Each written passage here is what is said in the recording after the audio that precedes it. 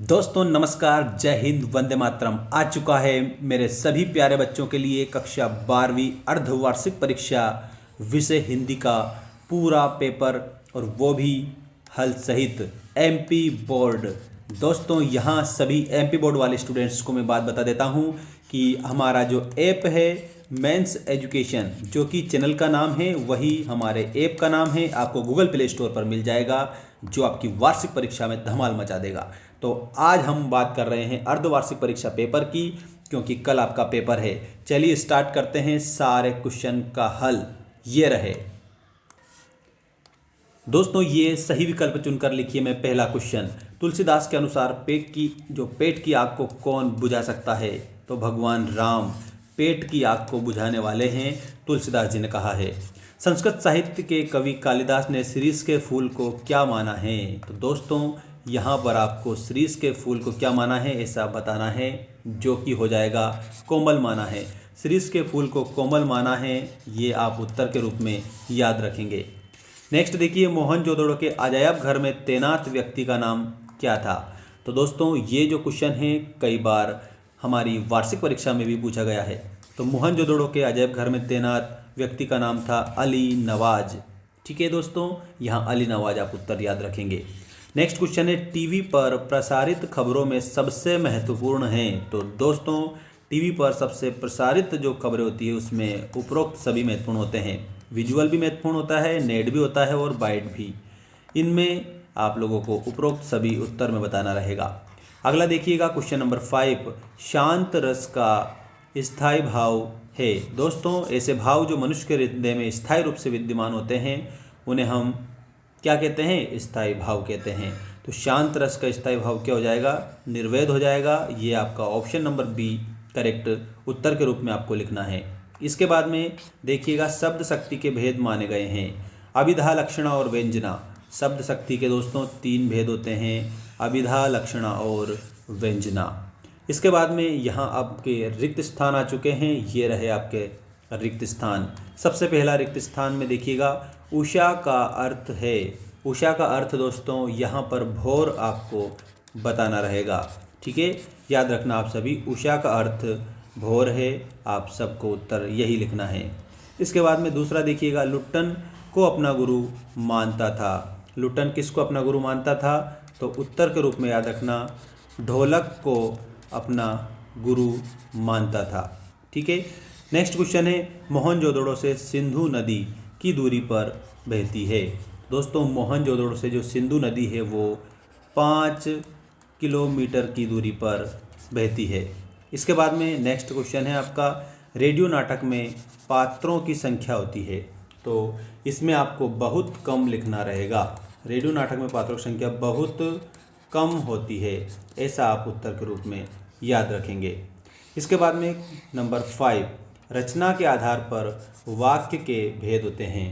तो रचना के आधार पर वाक्य के 3 भेद होते हैं, ये आप लोगों का उत्तर हो जाएगा। संचारी भावों की संख्या होती है? तो दोस्तों संचारी जो भाव हैं उनकी संख्या कितनी मानी गई है? 33 मानी गई है। सभी बच्चे चैनल को सब्सक्राइब करेंगे और लाइक नहीं किया तो लाइक कर दें। ये रहा आपका क्वेश्चन नंबर 3, सही जोड़ी बनाइए में आपका पूरा हल सहित उत्तर। देखिएगा, हालावादी कवि।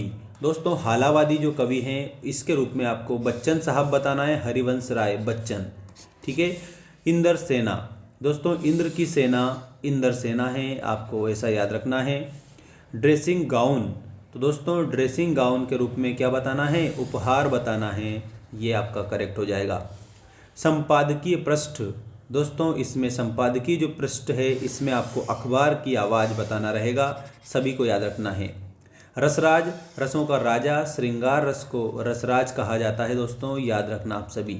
संदेह आशंका का भाव होता है तो उसमें संदेहवाचक वाक्य कहलाएगा वो, इसमें संदेह आशंका का भाव पाया जाता है। चित्रकार को दोस्तों चितेरा बोला जाता है, ये भी आप लोगों को याद रखना है। चित्रकार का चितेरा आप उत्तर के रूप में याद रखेंगे सभी बच्चे। अब आप इसका एक स्क्रीनशॉट भी ले सकते हैं। अब हम बात करेंगे एक शब्द या एक वाक्य में उत्तर दीजिए वाले क्वेश्चनों की।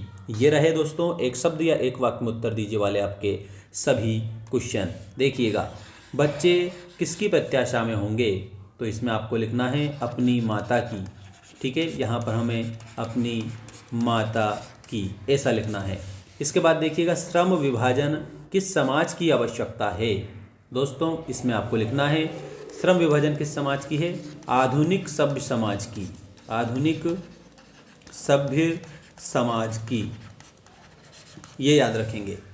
आनंद यादव का मन किस बात के लिए तड़पता था। दोस्तों इसमें आपको लिखना है पाठशाला जाने के लिए, पाठशाला जाने के लिए, ये आप उत्तर के रूप में याद रखेंगे।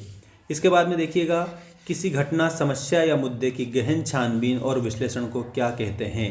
तो दोस्तों उसको विशेष रिपोर्ट कहा जाता है, विशेष रिपोर्ट, ऐसा याद रखना।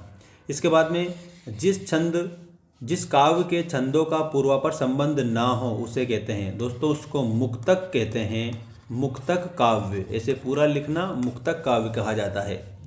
अगला देखो, ऐसा लघु वाक्यांश जिसके प्रयोग से भाषा में सौंदर्य उत्पन्न होता है कहलाता है।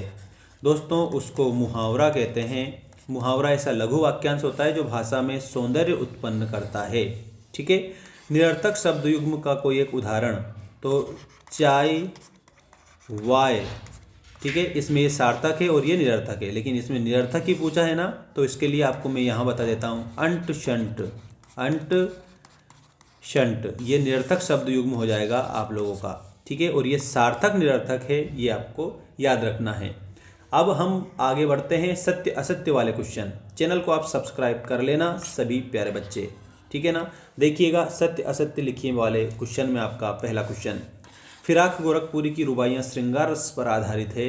इसमें आप लोगों को एक बात मैं बता देता हूँ, असत्य इसमें लिखेंगे आप सभी। ठीक है, जैनेन्द्र कुमार ने अर्थशास्त्र को अनीति शास्त्र की संज्ञा दी है, ये बात जरूर आप लोगों को सत्य के रूप में बताना है। ठीक है, आनंद यादव मराठी भाषा के विख्यात साहित्यकार हैं, इसमें आप लोगों को सत्य लिखना है, मराठी भाषा के साहित्यकार हैं ये। इसके बाद देखिएगा निरक्षरों के लिए मुद्रित माध्यम उपयोगी होते हैं। देखो निरक्षर है उसको अक्षर का ज्ञान नहीं है, तो उसको मुद्रित माध्यम से क्या लेना देना, इसका मतलब असत्य होगा।